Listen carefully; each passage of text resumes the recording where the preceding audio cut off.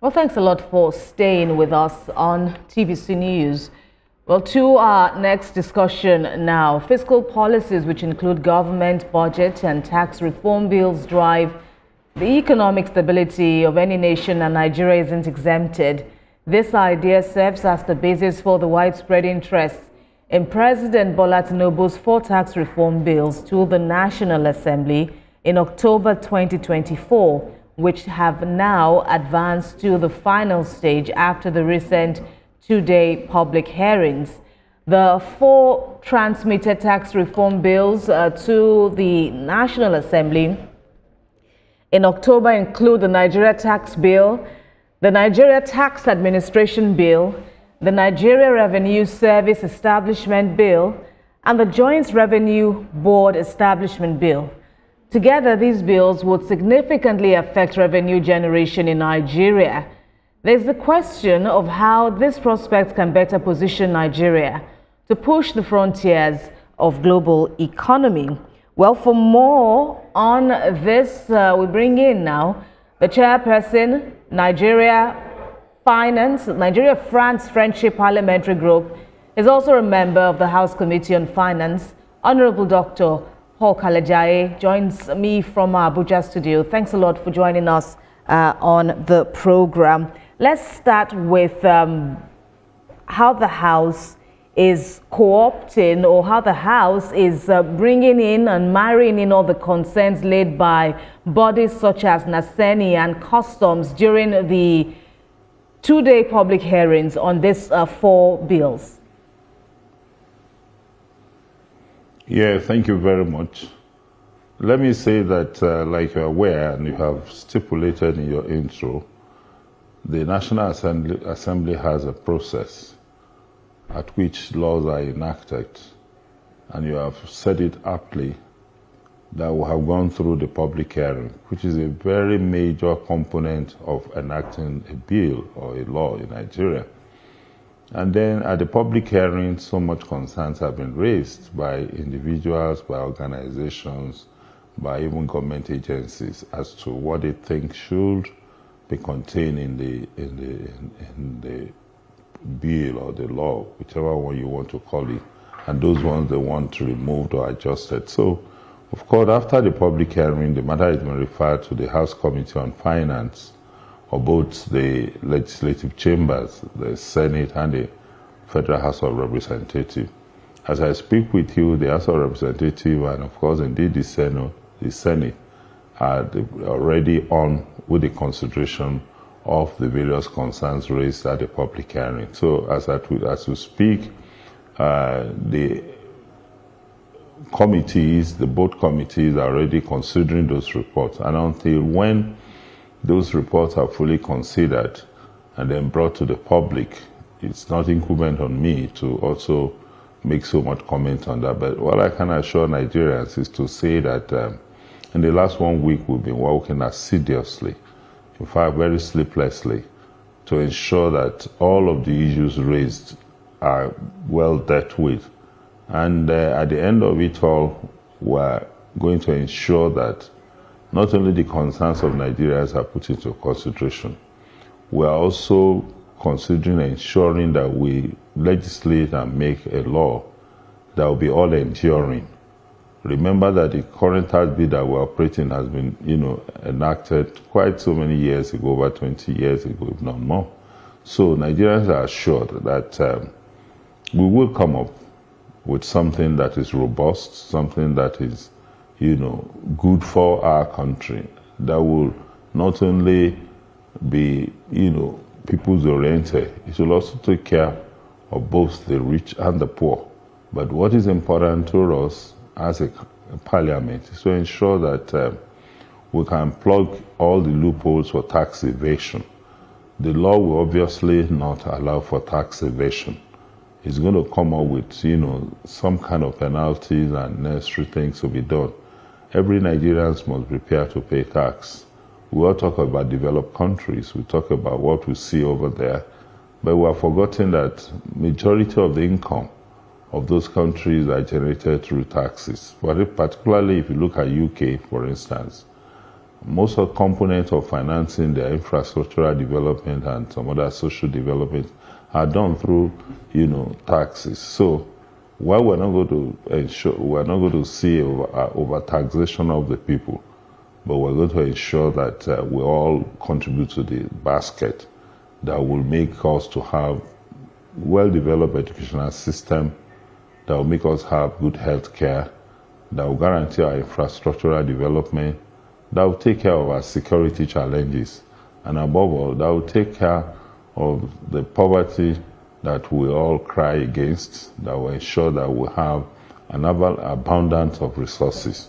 Because once resources are generated, they also create further resources in terms of distribution of this wealth to the three tiers of government.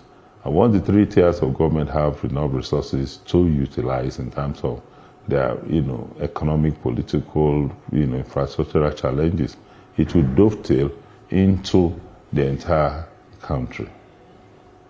And I'm sure you're mindful of, the various forms of reaction that greeted the announcement of these bills by the presidency. Having gone through the two-day public hearings, what have been your takeaways?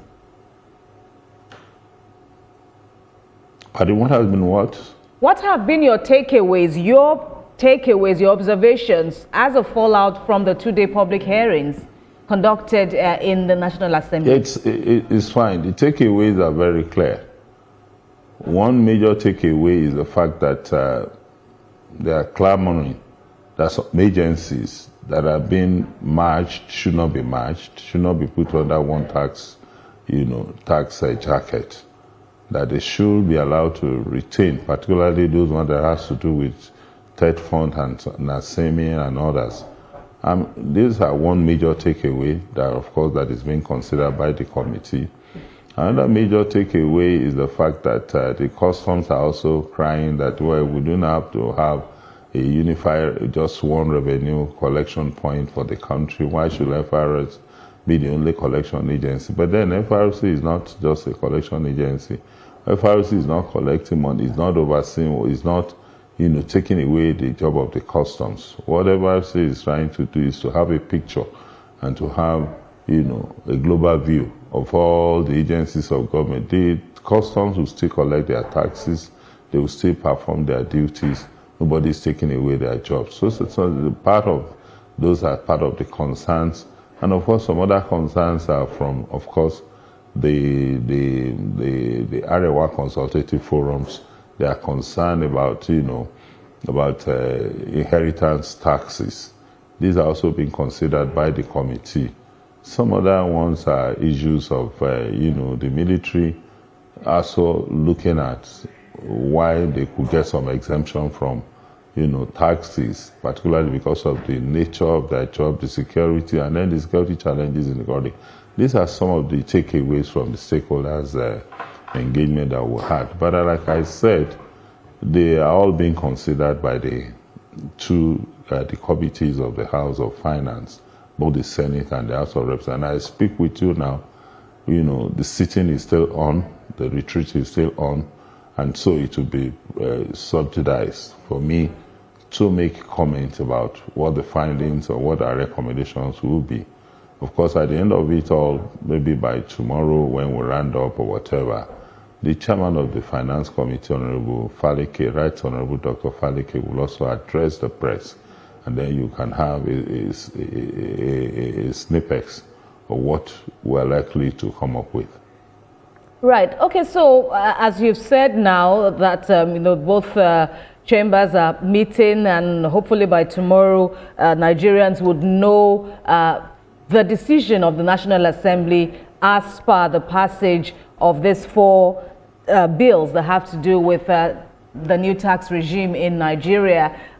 Seeing as you're also wearing another hat that has to do with, at least where Nigeria-France relations are concerned, somewhat, what's your take on the Bola Tinubu's foreign policy, especially as it also stands with his agenda to boost the economy?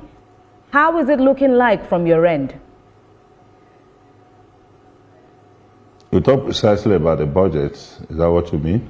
Right. I'm talking about the foreign policy. Before we talk about the budget now, in terms of enhancing foreign policy under the present administration. Wonderful. Where is Nigeria headed? Wonderful. From your radar? From my radar, it's clear that the country is taking a major dimension in terms of foreign policy. And when I say major direction, this government is also interested, from what I have seen, particularly in our relationship with France. You want to understand that France, of course, as a nation, has also shown enough handshake to Nigeria. And that explains why the president was able to visit France. And during the visit, there were a lot of bilateral agreements signed. And we have started seeing some of those results. So in terms of relationship, we have always looked directly at the nations that hitherto dominate our landscape in terms of foreign policy.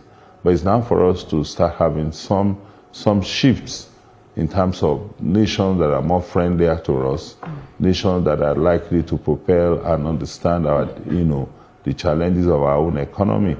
So the nation's foreign policy is very focused, is dynamic, and is quite robust in terms of, if you look at the diplomatic shuttle, the diplomatic, engagement of the president. The president has been shortly, has been in various international fora, has been in various fora where trade have been discussed, where economy is being discussed, and you can begin to see that, for instance, in Ogun State, just last week or 2 weeks ago, the governor of Ogun State was, hosting, people from other nations who are interested in helping develop agriculture for Ogun State. They were part of the returns from various shuttle diplomacy that we've been having in terms of international engagement. So we are looking towards agriculture, for instance. So the nation's foreign policy will be looking more on those nations that has to do with agriculture, that also can enhance our technological development. And so what I'm saying is that, in a nutshell, is that our foreign policy is being a policy that has been dynamic. It's not static. It's not as if we want to stay at one point. We want to look at nations that are quite helpful to our, peculiar situations. We have security challenges. We must look up at nations that can also help us in terms of, our security challenges. We have challenges of, all kind of things that we needed to also look at some other countries who can also be of help to us. Right, and just as you have said, the Nigerian government has also, gone out talking about the millions of dollars, about $50 billion, which it has been able to seal from various international agreements. But in terms of how much this would, materialize for the average person on the street, and where the National Assembly can come in to monitor these engagements and make sure that they bring the needed deliverables to both the economy and for every other ideal. What are your thoughts in this regard? You see, like you said, for instance, the World Trade Center is organizing an economic summit in France in the next, 3 weeks. And then we, as the Nigerian French Parliamentary Committee or group, are also taking part.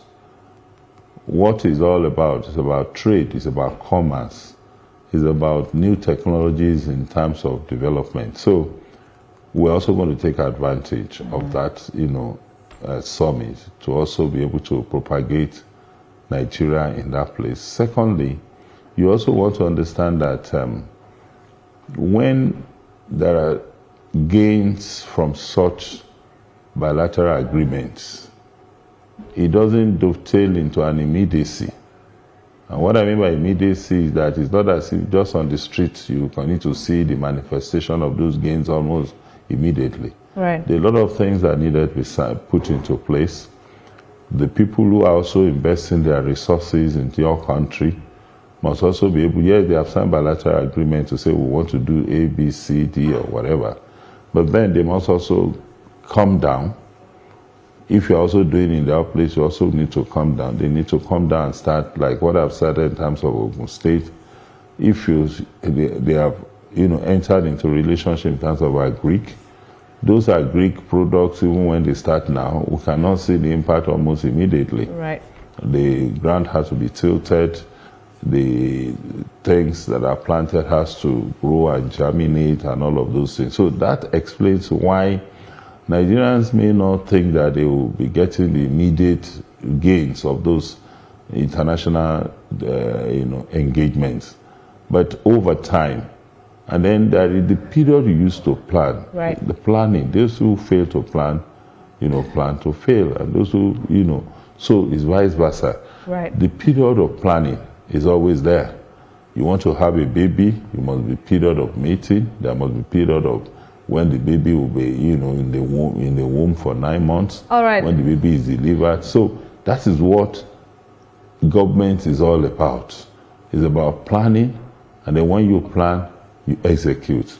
And when you execute, you see results. So 3 stages must be complete. So in terms of whatever the gains are, people will see, obviously. Right. This regime is a regime that is concerned about promise and do. All right, that's all we have time for our conversation. Dr. Paul Kale Jaiye, we thank you very much for speaking with us on Political Standpoints today.